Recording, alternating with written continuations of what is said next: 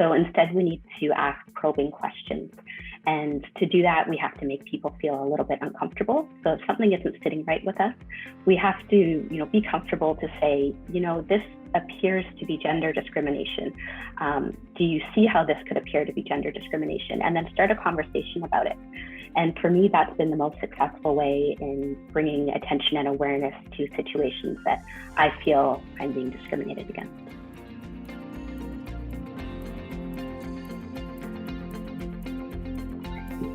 Whether bias is conscious or unconscious, deliberate or accidental, it makes it difficult for women to move ahead. But knowing that bias exists is not just the only thing that we can do.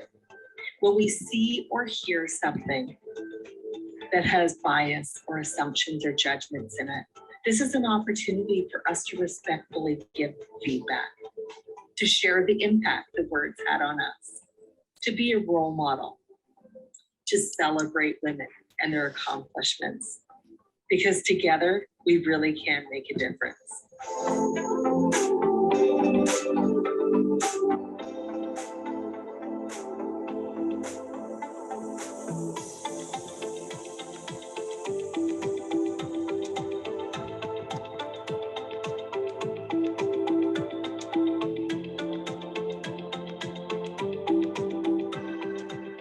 International Women's Day is incredibly important to me and very close to my heart for a variety of reasons. So I know that it's a day to celebrate all of the incredible women in my life. It's a day to also acknowledge my own journey and accomplishments and achievements, and to be able to look back and reflect on how far we've come. It's also a day to be empowered by, all of the challenges and struggles that we still need to face and overcome, and the barriers that we still need to break. I also think it's a really great way of engaging with community and being able to, sit around and talk about our different experiences and how we can move forward. And I also love to show gratitude. So I know that this is also a day to really just be grateful and thankful and reflect on some of the influences that I've had in my life and how they've impacted my life and my journey, and to see where we need to do the work and continue to grow.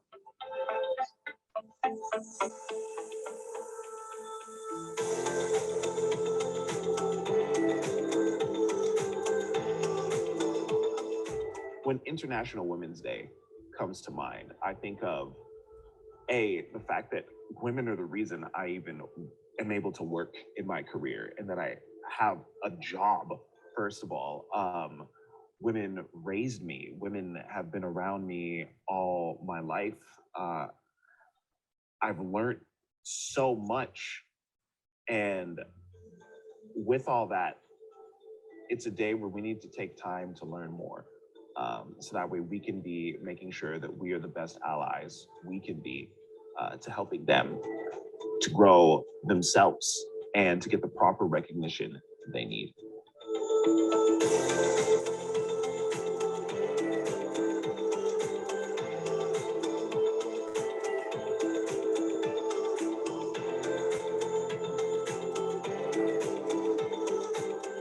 I know International Women's Day is March 8th.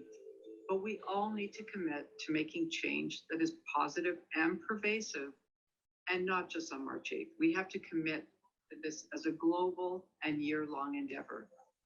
While women have made some progress, statistics are still disheartening. In Canada, women spend 50% more time on unpaid work than men. 1 in 3 women will experience sexual violence in their lifetime. These are frightening statistics that need attention. I believe strongly that a gender equal world is achievable if we all commit to it. I support a world free of bias, stereotypes, and discrimination, and a world that is diverse, equitable, and inclusive for everyone.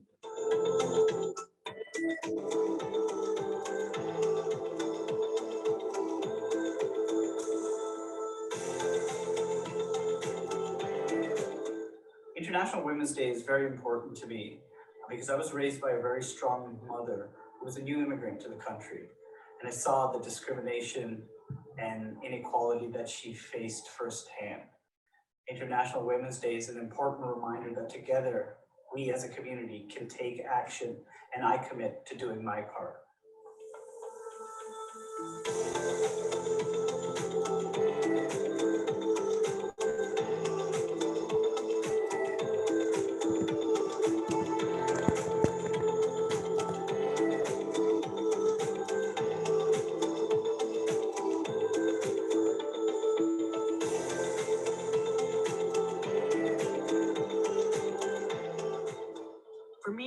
International Women's Day is important because it raises awareness of issues that women have faced in the past and still continue to face today. But it also highlights the accomplishments women have made, and it inspires us to fight for equity despite the struggles and barriers. The way that I'm going to break the bias in my own life is to continue advocating for the freedom to express my gender in a way that's true to me. Identifying as a woman doesn't mean you need to look or act a certain way. And you can express your femininity in any way that makes you feel comfortable. There's no right way to be a woman, and no one who identifies as a woman should be told differently.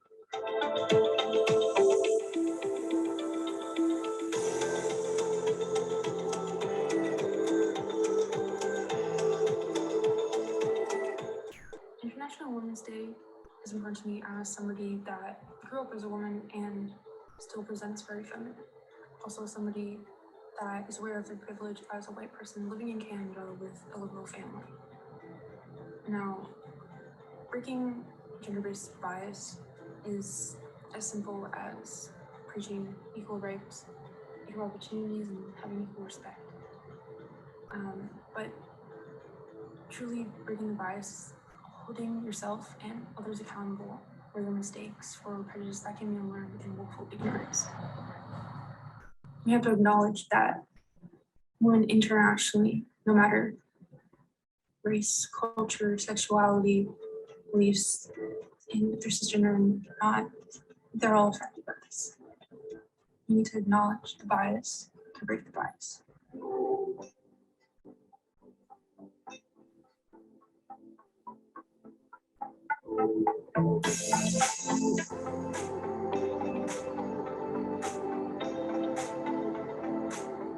International Women's Day is important to me because it's a great platform for women to celebrate the progress that they've made over the past 100 years and even beyond that.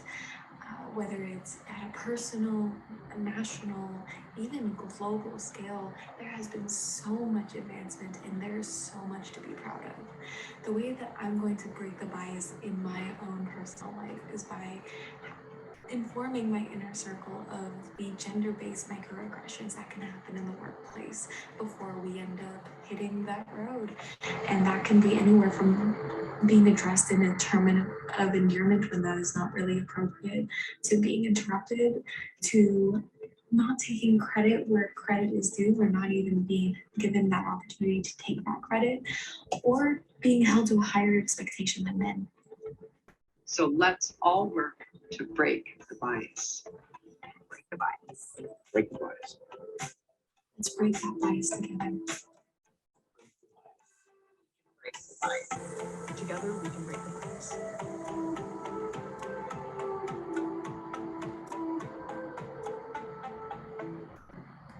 Well, welcome everyone to our International Women's Day Alumni Panel in partnership with Sheridan Student Union and Sheridan Alumni. My name is Alicia Seaguar, and I'm the Alumni Coordinator Special Projects here at Sheridan. And good afternoon. My name is Gabby Moore Youssef. I am the Sheridan Student Union's Vice President of College and Staff Engagements. Thank you for joining us. As we gather virtually today, we would like to acknowledge that all of Sheridan's campuses reside on land that has been and still is the traditional territory of several Indigenous nations, including the Anishinaabe, the Haudenosaunee Confederacy, the Wendat, the Métis, and the Mississaugas of the Credit First Nation. Since time immemorial, numerous Indigenous nations and Indigenous people have lived and passed through this territory. We recognize that this territory is covered by the Dish with One Spoon Treaty and the Two-Row Wampum Treaty, which emphasize the importance of joint stewardship, respectful relationships, and peace. As you may be joining us from different territories, we acknowledge the many diverse nations and territories you may be joining us from. Sheridan affirms that it is our collective responsibility to honor and respect those who have gone before us, those who are here, and those who have yet to come. We are grateful for the opportunity to be learning, working, living, and thriving on this land. Today, in celebration of International Women's Day, we will have a candid discussion with women who are leaders in male-dominated industries. These successful Sheridan alumni will share the stories of how they use their voices to initiate change and break the bias. Throughout the discussion, we would love to hear your comments and questions. Please put them in the chat located at the bottom of the screen, and we'll be sure to ask the panelists for you. Since we only have an hour and we have a lot to talk about, we should get started. So please join me in welcoming our panelists. So our first question for today is for each of you to take a couple of minutes to introduce yourself, and why do you think it's important to celebrate or acknowledge International Women's Day? Selina, we'll start off with you. Hi, everyone, and thank you so much for having me. It's always exciting to be on a Sheridan alumni panel, so thank you. My name is Selina Jasmin Singh. I work as an in-arena host, a podcast host, a digital and freelance live event host, as well as a content creator. I do work heavily in sports and entertainment, so definitely, at least once upon a time, a very male dominant industry, and still is to some extent as well. I'm really grateful and lucky to work with so many amazing women. And I think the biggest thing for me is just always voicing what is true to myself and like staying true to my values. And even when it feels scary, just knowing that like I do have internal power to speak up on things that are important to me. And it's a lot easier said than done, but I know that I feel my best when I'm like in my power and in my truth, even if it's something that kind of goes against the grain of what we've once known, especially in an industry that feels more male dominant. And I also want to shout out some of the really incredible men that are also really great advocates for women in the workplace, especially in male dominant workplaces. So that's what I would say. Amazing. Let me pass it on to Charuvi. I'm delighted to be here. Thank you so much for having me over.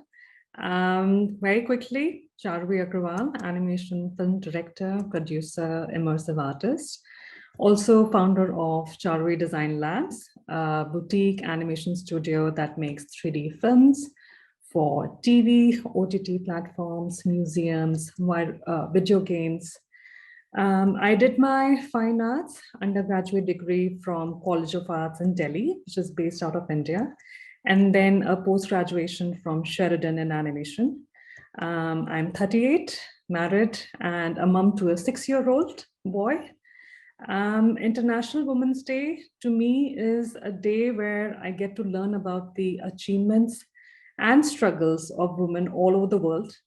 It gives me that extra bit of confidence, pride that women have indeed come a long way, and it isn't very far that equality shall be achieved. Well, thank you. Beautifully said. Next up, I'll hand it over to Jennifer. Hi, good afternoon. Thank you for having me here. I'm Jennifer Benedict, and I'm alumni from Architectural Technology Co-op in 2008. After I graduated from Sheridan, I went on to finish a bachelor's degree in environmental studies and onto a master's in civil engineering from the University of Toronto. So I'm a professional engineer now. I work for CP Rail as an assistant director in public works crossing compliance, so in their engineering department. And I'm responsible for regulatory compliance of railway crossings right across Canada, as well as government projects for bridges and roads for most of Canada. And International Women's Day is really important to me because as a mom of a young daughter, I want to make sure that we take this time to celebrate, reflect, and learn. I want to make sure that we're making changes and doing things that will open doors for her and make sure that she doesn't have to struggle the way some of us have had to struggle in our careers in non-conventional women's roles. Beautifully said. And last but not least, Erin, would you like to take it away? Hi, everyone. Thanks so much for having me today. It's a pleasure to be here. My name's Erin Stevenson. I'm the co-founder of DOZR. We are a construction tech software company that is bringing e-commerce to the $60 billion construction equipment rental industry.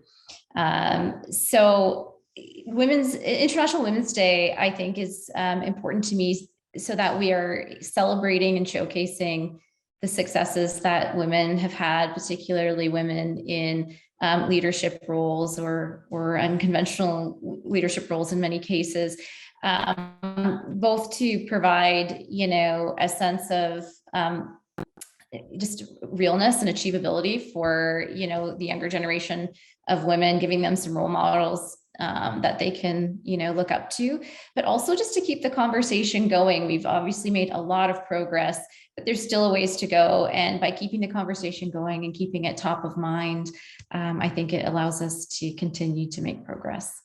Great, thank you guys so much.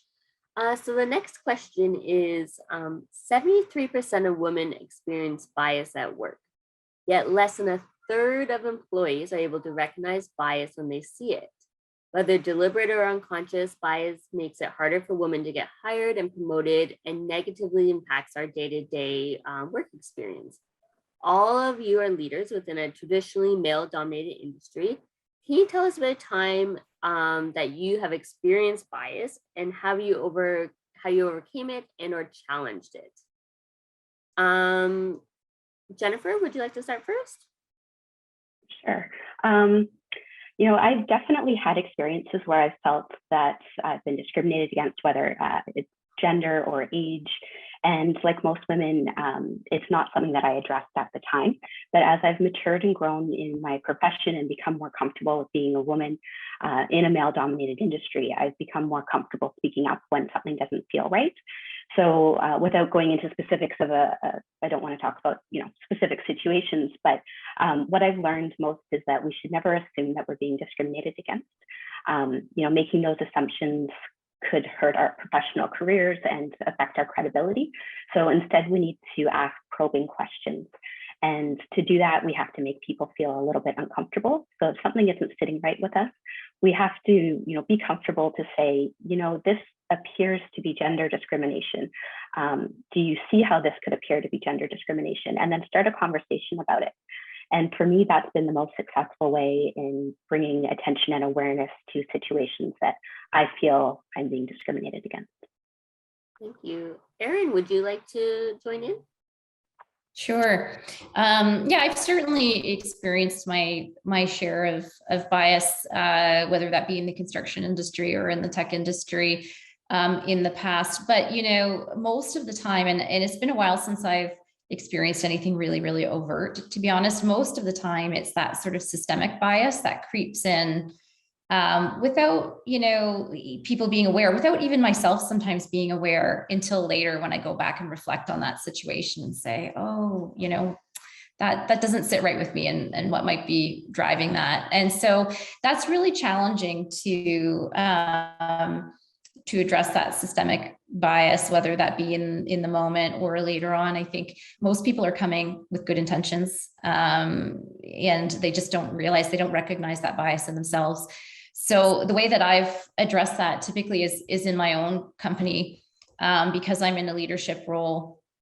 I have a position of power and a voice to be able to make change in my own company, and then to be able to showcase those changes out to the rest of the industry. So I can make sure that we're making the right decisions at DOZR. We're supporting women, we're supporting minorities, whatever that may be.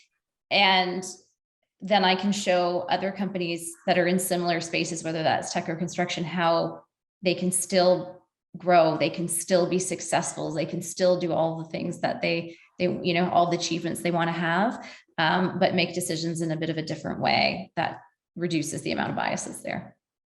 Thank you. Selina?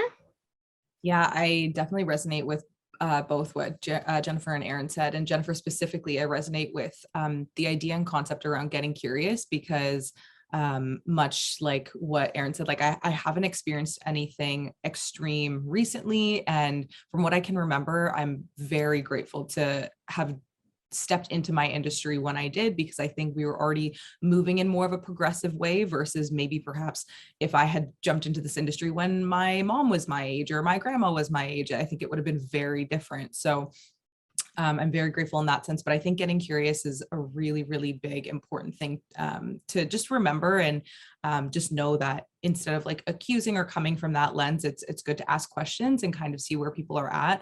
And I do know too that I find just being able to like deal with my own ego around certain things helps me better respond in a way that I'm more like confident and proud of. So for example, like working in sports, I actually grew up playing a ton of sports. Like I won my athlete of the year in elementary school. I'm very proud of that to this day. So when people are like, you don't look like you played sports, like you don't know what you're talking about. Instead of me reacting and getting defensive, like I definitely once did. Now I find better ways of just understanding that everyone comes from a different lens and a different life experience where maybe they've never seen girls or people that identify as women look like me playing sports or knowing anything about sports. So I think it's a lot of like internal work as well, and just also leaning on people you feel comfortable with. So if I felt uncomfortable about a situation, just reaching out to someone that I feel really supported by and being like, hey, you know what, I experienced this the other day and I don't know how to handle it, or I don't really know where they're coming from. Can we address it? Or can you help support me in this? I think that's been really helpful, is like asking for help as well. And sometimes it's just about educating somebody because they don't understand like what they said or they're doing is wrong. So it's just telling them like, well, maybe you should try this next time. Yeah, exactly. Charuvi? So I have faced biases as an employee, as an employer, as a service provider, as a customer, a student, and much more if I start looking back. But however, you need to face these head on, be persistent and be focused on the goal. In time, it just becomes more about you than your gender, and the biases start receding. One just needs to be persistent and patient. For example, I'll share an example. When I started my studio, which was back in 2009, I was the only female-run animation studio, which was unheard of in India. So both as an employer and a service provider, finding work in the industry and sustaining a male-dominated talent was quite a challenge. And it took me years to overcome these roadblocks. Thankfully, things have changed far more now, looking back. But yeah, it's still progressing though. Thank you so much, guys. Thank you. Jennifer, I wanted to ask you specifically, how do you feel the industry can improve on its attitude towards gender discrimination? I think we have a long way to go. The first step, I think, in Canada, we're doing a good job. We just implemented the Pay Equity Act, and having more transparency in the gender pay gap is really important. So I'm proud of what the country's doing, but we're not quite there yet. As I said before, we need to get comfortable with being uncomfortable and having those uncomfortable conversations. So if you see something that doesn't seem right, say something. And that's the only way that we're going to bring awareness and attention. If you're in a meeting and somebody says to the woman next to you, hey, why aren't you smiling today?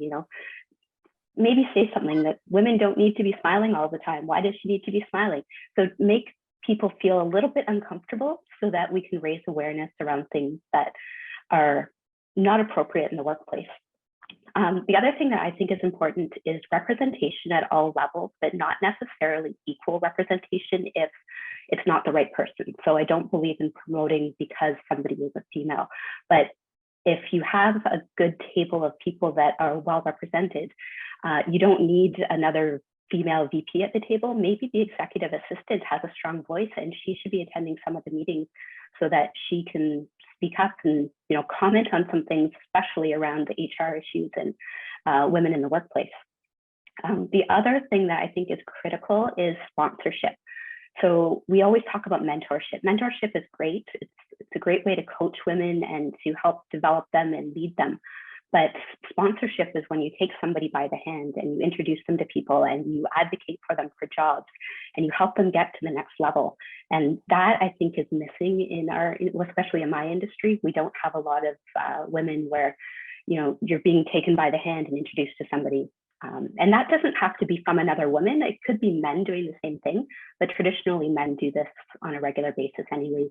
They go and play golf together and they're introducing each other to people. So there's more networking, I think, for males in my industry.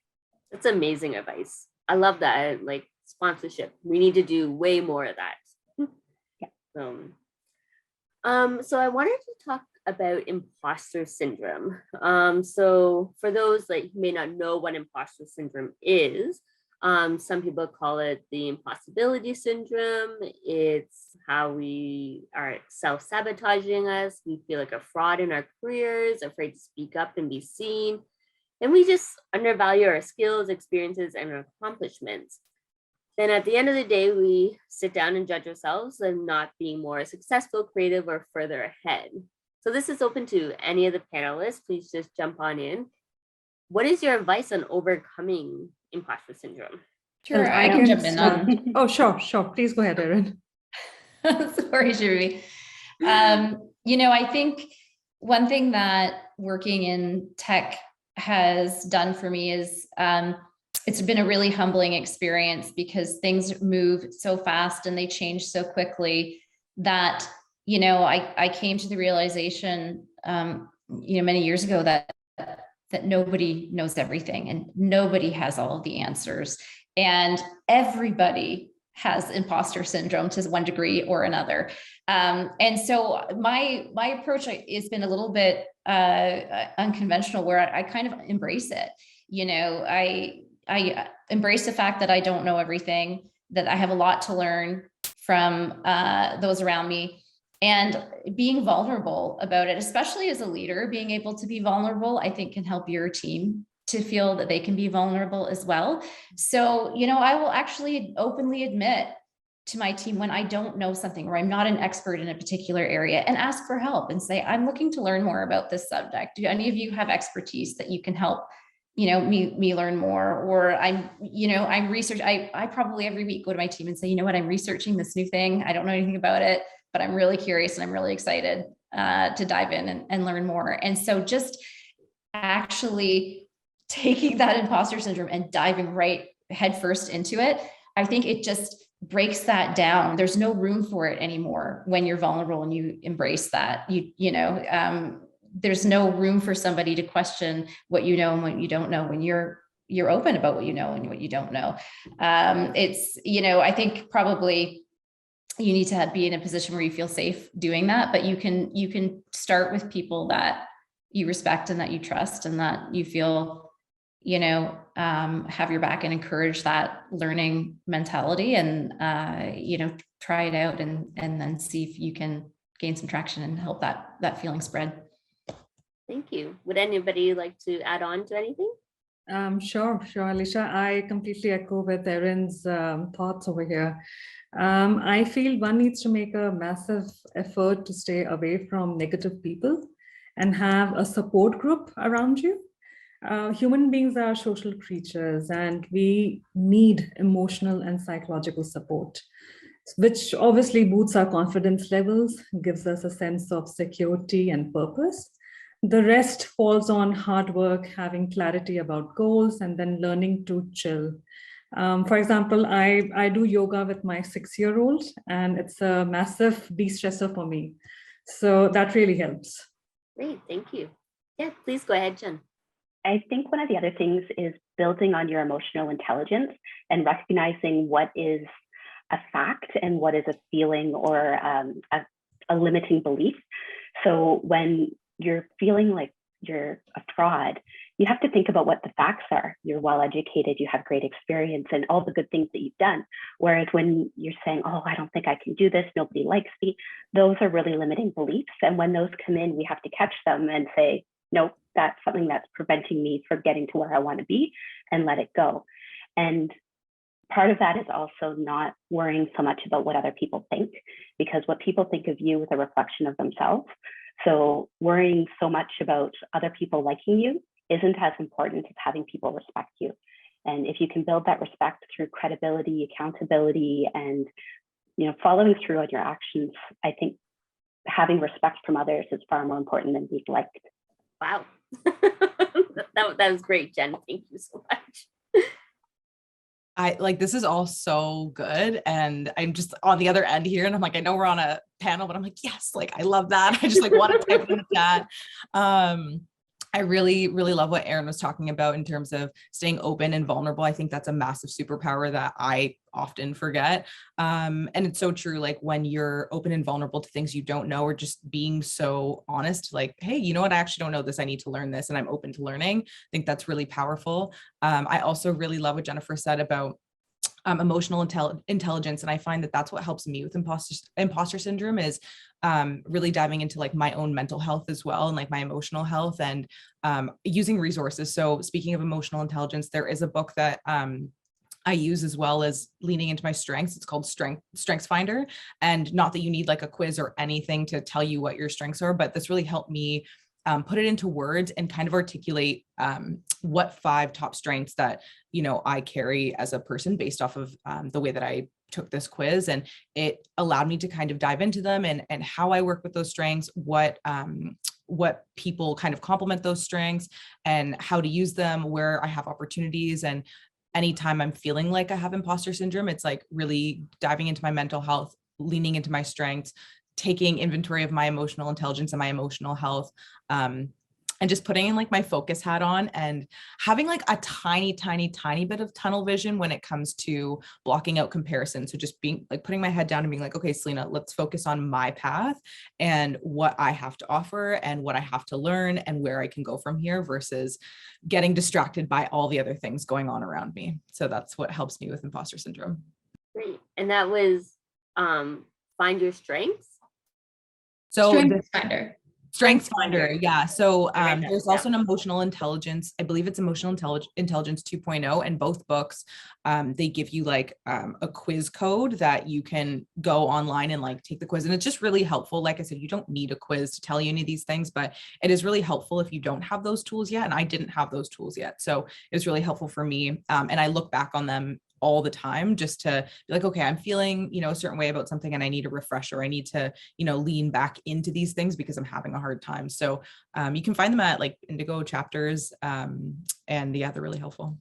Yeah, honestly, it's really ironic. For one of my courses in the Bachelor's of Business Administration program, we actually have to use that book in order to understand what makes us all so unique and how we can complement each other. So I'm glad that you were able to recommend that, but also everyone's advice right there.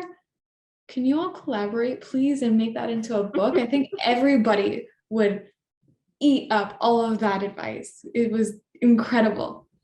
But for now, Selina, I'm gonna come to you with a question. What is your advice on encouraging female voices to speak up on matters that impact them dearly? Are there any personal stories that helped uplift you in raising your voice on any subject? That's a really good question, and it's a difficult one to answer. I think it really just has to do with, for me at least, it's always had to do with connecting to my core values as a human being and staying true to myself as much as I can. And just knowing too, like in the past 2 years, I'm sure for a lot of us on here, like it's been really difficult. There's been a lot of hardship and a lot of loss. And for me, it was a lot of grief. And so experiencing a lot of grief also allowed me to know that like you have this one shot. You have this one life, and if you have something to say, if you have something that's really important to you, it's something that, you know, it's like, why not speak up on it? Why not see if you can make a change with that thing that you're passionate about? Because when are you ever going to get the chance to do it? And you don't really know how much time you have left here. So if you can make impact for yourself or make impact for other people around you, it's, to me, it's just like a why not situation. And again, just going back to my own core values. And if you have core values of yourselves, just connecting with that and seeing what resonates in your heart and in your soul. But I would just say like life experience has really, really allowed me to like push forward and just be confident in what I'm passionate about and maybe fighting for or wanting to speak up on. For example, I started a page called What About Brown before the pandemic, and it had to do with just spotlighting people that identify as brown and their professions, their accomplishments, achievements, their struggles. And that really stemmed from my grandparents and just really respecting and wanting to learn more about the things that they went through after that, you know, they've passed away and they've transcended. But it's been a really cool opportunity for me to like learn about my other community and the things that people go through. And that's something I was really nervous and scared to speak up about, because growing up as like a South Asian woman, I dealt with a lot of hardship as a kid, and it was really scary to like jump into that and speak up on it. But I'm glad I did. And I feel like I really honored my grandparents and some of the community around me and my parents and my family. So that's just one example, but these are all the things that have really contributed to me wanting to speak up about specific things I'm passionate about. Thank you so much. So again, this is open to all the panelists. Leaders often credit mentors and allies with helping them get where they are. What role has mentorship or allyship played in your own career journey? Charuvi, would you like to start? Yeah, sure, Alicia.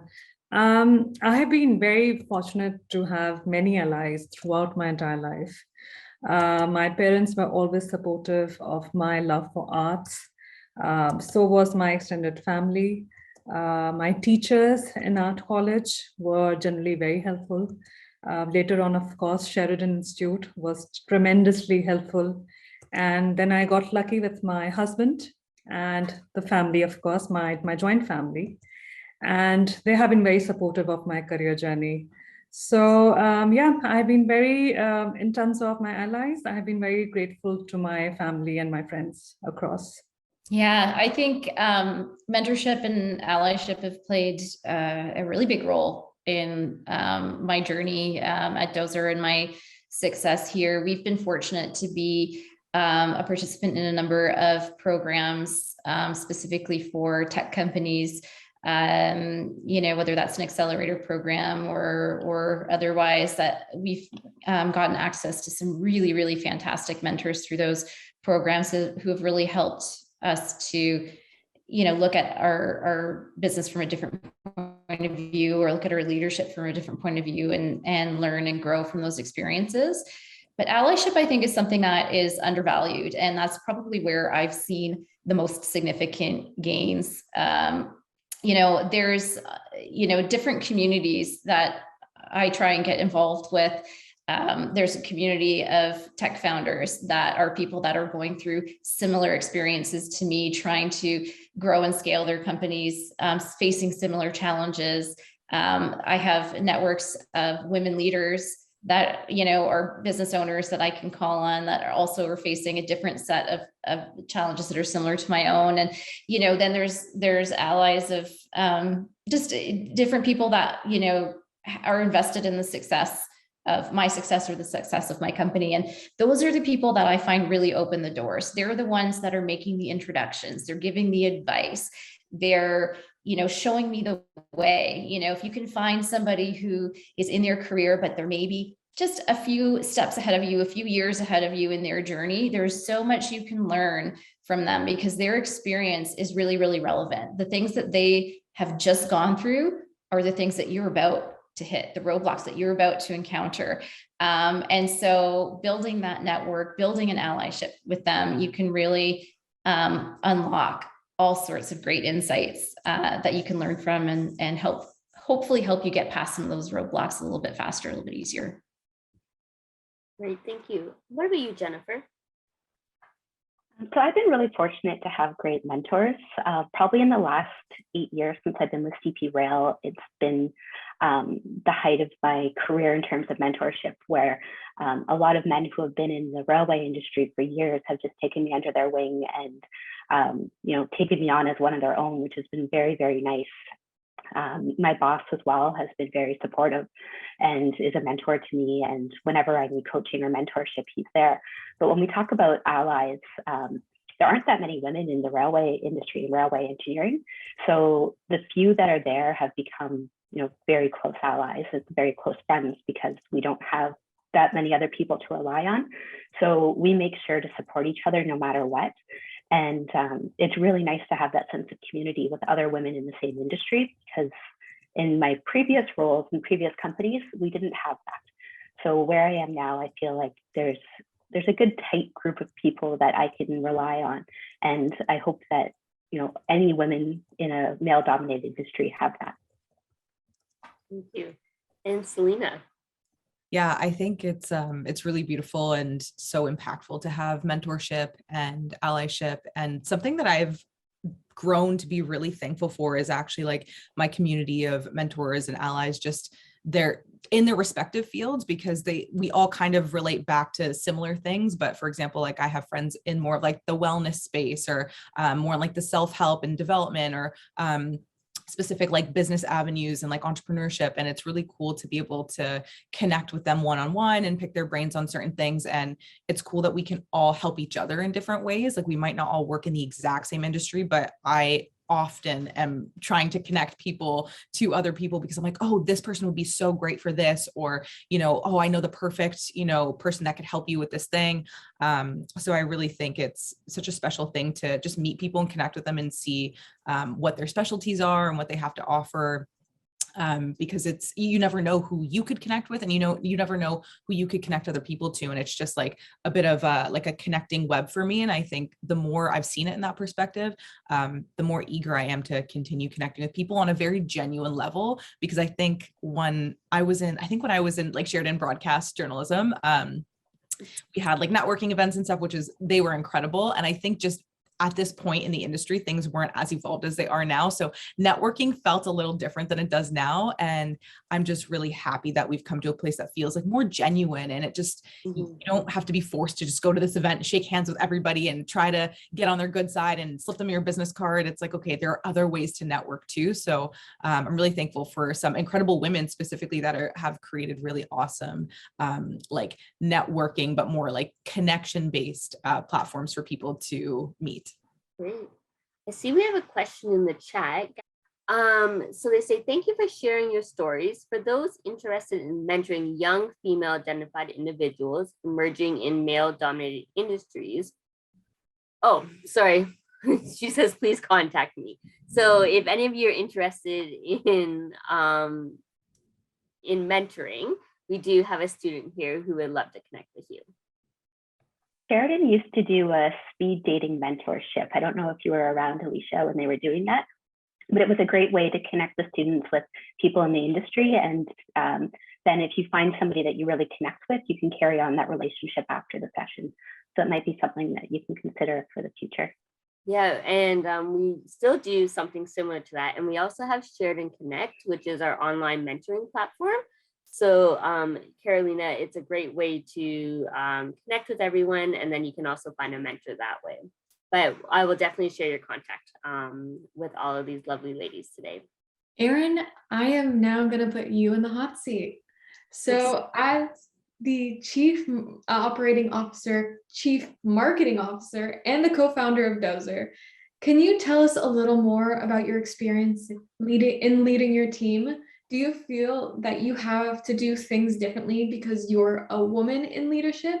What kind of advice could you give to those who are also in a leadership position in a male-dominated industry? That's a lot there, I know. That's a big question. Lots to unpack there for sure. I think, certainly I felt pressure at times to do things differently as a female leader. Usually that stems from that sort of that systemic bias there of like a woman should lead in a certain way. And I think, we've all experienced these types of biases in the past where, if you're too, aggressive, you're considered a certain way, or if you're too passive, you're considered a certain way, and you're just constantly being judged for not necessarily your outcomes, but the behaviors and how you actually approach your leadership style. I've kind of thrown that to the wind, so to speak. So, for me, I've decided that it's really important for me to be my authentic self. And authenticity is something, that is a core value at our company as well. It's something that we really believe is important. And it's a critical factor to our success. So I need to make sure that I'm embodying that value. And so that means that, I'm going to lead in a way that's true and authentic to me. I have to stay true to that course. And, it takes a little bit of building up your own confidence to be able to say, this leadership style is the most effective and it's the most authentic to me, and to not sort of try and change who you are or how you do things based on somebody else's perception of what you should be doing. It's definitely a layer of complexity added to that when you start getting feedback about your leadership style to say, okay, you know, you have to parse that apart and say, what part of this feedback is actually real, something I need to work on, something that I should improve on, and what part of this is just based on bias or based on opinion and not, you know, actually going to change my effectiveness as a leader. And so it takes a little bit of self-reflection to try and tease that apart and understand where you can improve, and not just write it off as being biased, but also not just immediately accepting it as true.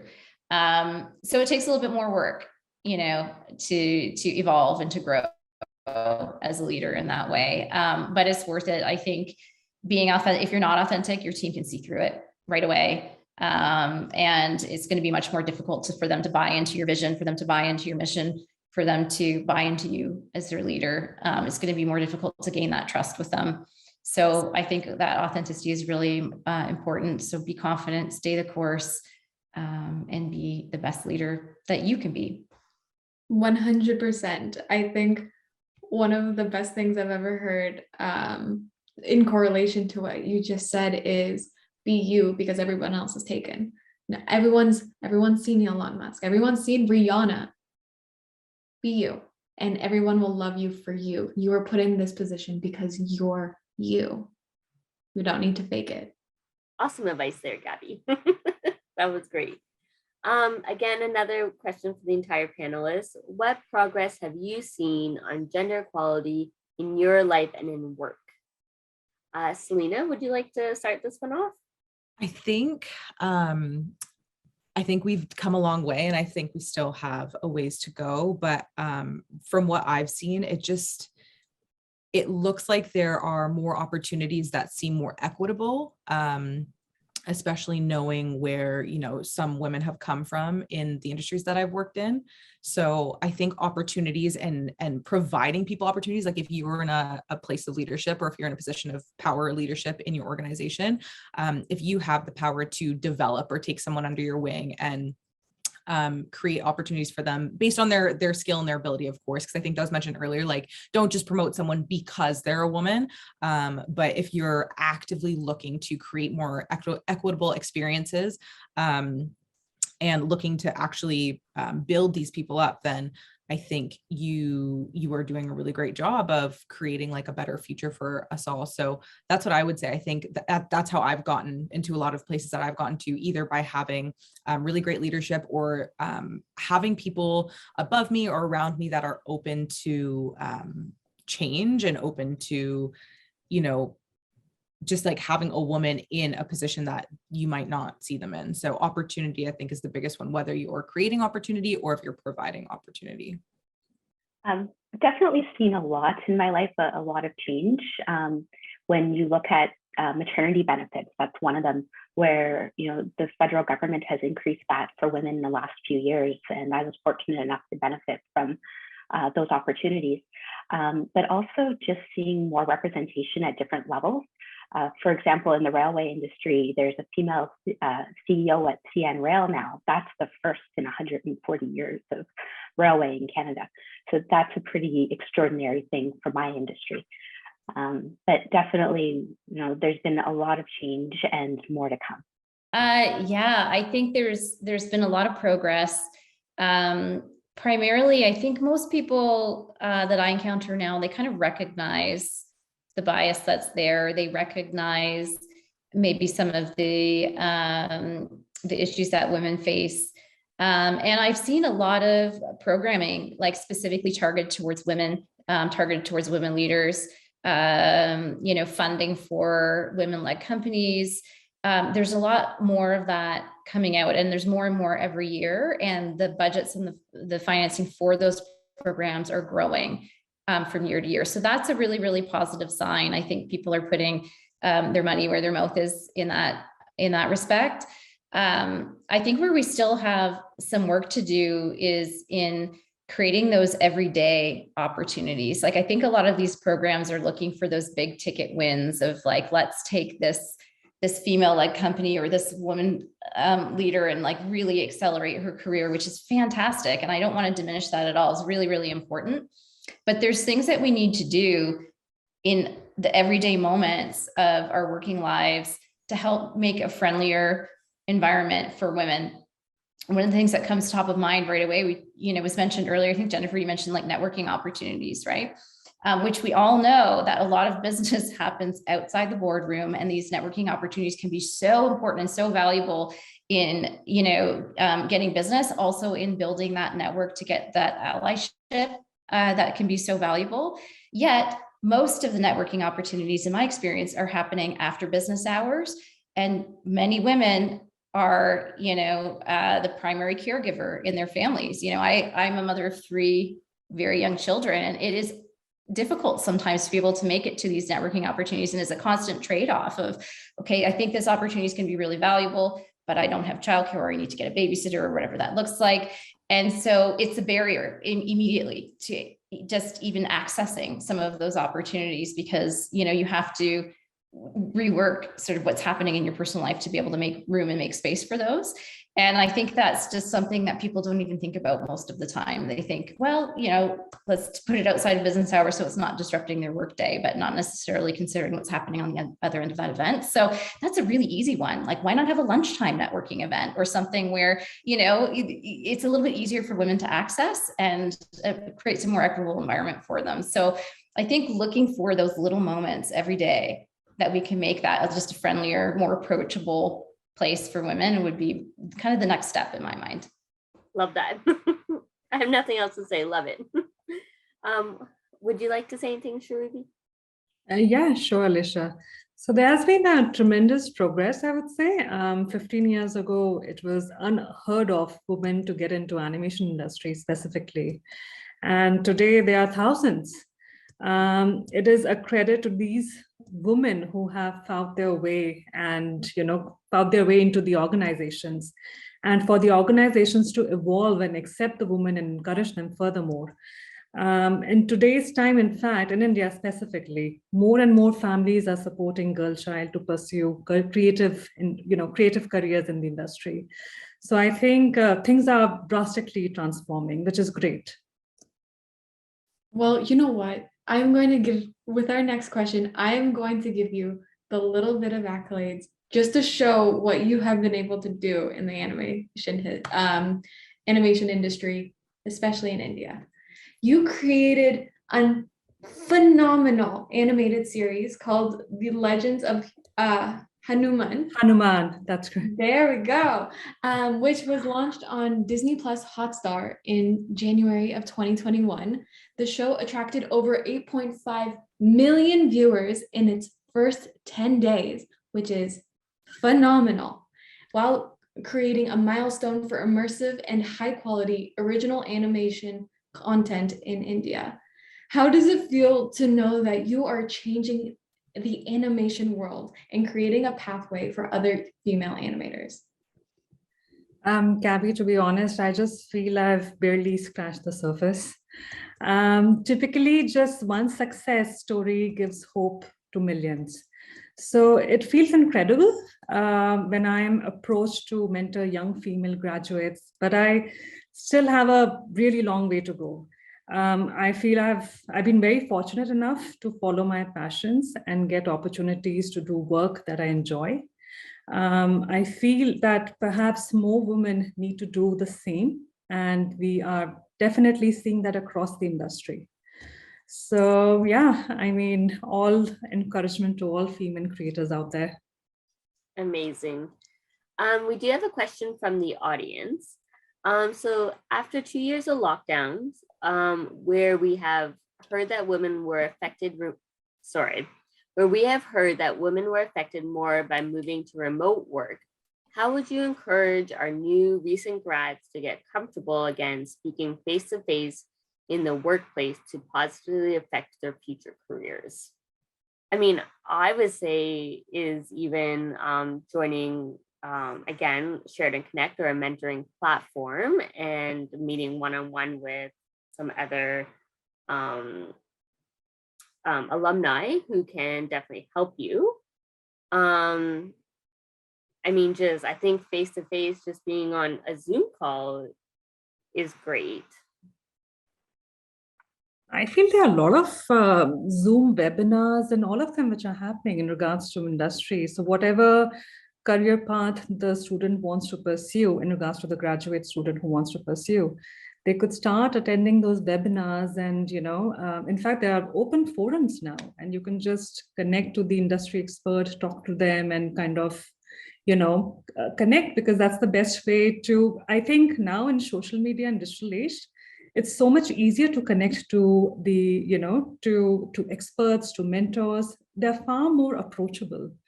I mean, considering we created a television show during the lockdown, it was so much easy. I mean, we were speaking to broadcasters across the globe, and it never felt that we were not physically there with them. And there were new connections happening on and on. So it was quite spontaneous. It's all about, going out of your comfort zone and reaching out, even though it's digitally reaching out. But I feel it's much more easier than physically traveling, meeting, seeking appointments. So I think digital era has changed everything. So I think one should just take the opportunity, send out an email, reach out on Instagram, on Twitter, whatever. You have various platforms. And you can reach out to anybody in the world. You can reach anybody in the world. Yeah, completely. I mean, I've been connecting with all sorts of Marvel writers right across. So. Erin, Jennifer, sorry, I see you all are on mute now, so go ahead. I think that, this isn't unique to just new graduates. This is something that all workplaces are facing with reintegration of employees back to the office. So if a student is looking to get more comfortable, they could be the initiators of some of these activities to help people get back into the workplace. Maybe they have to have some team lunches and different events in the workplace. So as a new grad or a younger person in the office, take the initiative to plan something. And that will help them get a little bit more comfortable, but also create a bit more connection between everybody else in the workplace, because we're all in the same boat returning. We've gone fully remote in our workplace. So I don't know if I have, the best advice for face-to-face, because we haven't reintegrated. We're going fully remote. We're staying fully remote. So there's lots of workplaces that do allow for that, if that's something you're more comfortable with. But, my advice sounds really simple, but it's just turn your camera on. There's so many people that join in Zoom calls and they have their camera turned off, and it's so easy to just recede into the background when that's the case. So if you join a call, just turn your camera on, be visible. And, once you're visible, it's easier to start contributing and speaking up in those meetings. So it's small steps, but I think just having your camera on can make a huge difference. That's so true. We do a lot of networking events, and it's surprising how many people do not turn on their camera. It's like, just take that, just get dressed and turn on your camera. Selina? Yeah, I think that's a really great way of definitely like bringing that integration piece if you're moving from remote going into like a face-to-face situation. And I think what I would offer is like, knowing that it's true, it's not just recent grads or new grads, it's everyone is, dealing with this weird transition right now. So if you're going into face-to-face, connections at work or face-to-face interactions, my biggest piece of like learning at least is slow down. So whenever speaking to anybody, and like, I find if I get really nervous or anxious about a conversation I have to have, it's like slow down and just know that when you're in conversation with someone, like it's okay to pause, it's okay to ask questions, it's okay to just listen for a little while so that you can gather your thoughts a little bit more like calmly, and then be able to, respond back in a way that feels comfortable for you. And another thing that's really helped me is creating touch bases with your boss or your employer or your leadership or even just peers. Because if you create touch bases with those people regularly, kind of like what we were talking about, I think Erin had brought up, just like creating those little moments or those little opportunities throughout the day. I think this is another one of those smaller daily things or weekly things that you can do, where if you're creating maybe, let's say, like a 15-minute touch base with a leader or a boss or a coworker at work every week, it might help you slowly get back into that feel of like having face-to-face conversations and being able to like articulate whatever it is you're wanting to communicate. So step by step, like just take it one step at a time, and know that it's okay to move at a little bit of a slower pace and to take your time with it. But at least if you're making those like steps towards getting better at face-to-face interactions again, I think it'll just create a bit of a cushion of comfort. So our last question, what is your International Women's Day message or final piece of advice? Sure, I can jump in on this one. I think my message is to just be authentic to yourself, advocate for yourself. You're not going to find somebody that's going to do it for you. I think, you just have to be really intentional about what you want, advocate for yourself, and find those allies and go after it. Amazing. Charuvi, do you have any advice? Yeah, sure, Gabby. Interesting, right in the morning, I was sent across this beautiful story by a male colleague who's actually a feminist. So it's about a woman named Mira with many wives. So I won't go into the details of the story. The moral of the story was that the woman needs to have, or should try to have, other women supporters in her life for her to progress in every direction, like the proverbial sisterhood. In one line, be the woman that fixes another woman's crown without telling the world that it was crooked. So women supporting other women, basically. Beautiful. I love Thank that. Selina, do you have anything? Yeah, I would say my biggest piece of like what I'm taking into today is just knowing that your path is so unique and that it might not look like anything that's been done before, and that's okay. It's just about continuing to follow what feels genuine and authentic to you, and just knowing that your path is your own, and just really honoring yourself in your journey. 100%. And last and not least, Jennifer, anything?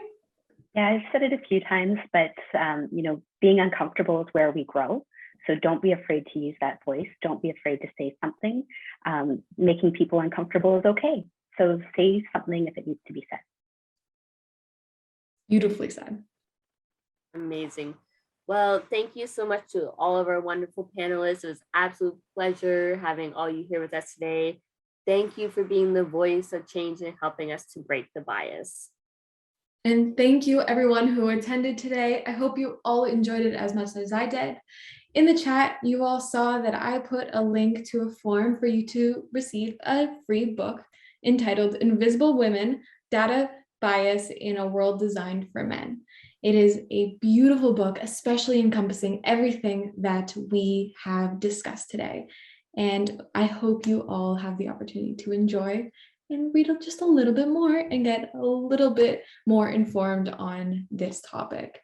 As well, we, the Sheridan Student Union and Sheridan Alumni, as a part of our own contributions to the whole initiative, we are going to be donating $600 to the Elizabeth Fry Society in Peel and Halton region, which is a women's shelter that works with women who are at risk or in a conflict with the law by providing them with coping strategies and opportunities to help build confidence and guide them in productive and empowered abilities. And I think it's important to remember that when bias occurs, that there's a number of ways to respond. Some of them is what is in elements that we discussed today. We can speak up for someone in the moment. We can ask a probing question. We can stick to the facts, explain how the bias is in play, and finally, advocate for policy and process change. Great advice, Abby. Together we can forge women's equality. Collectively, we can all break the bias. Thank you everyone for joining us today, and enjoy the rest of your day, and happy International Women's Day.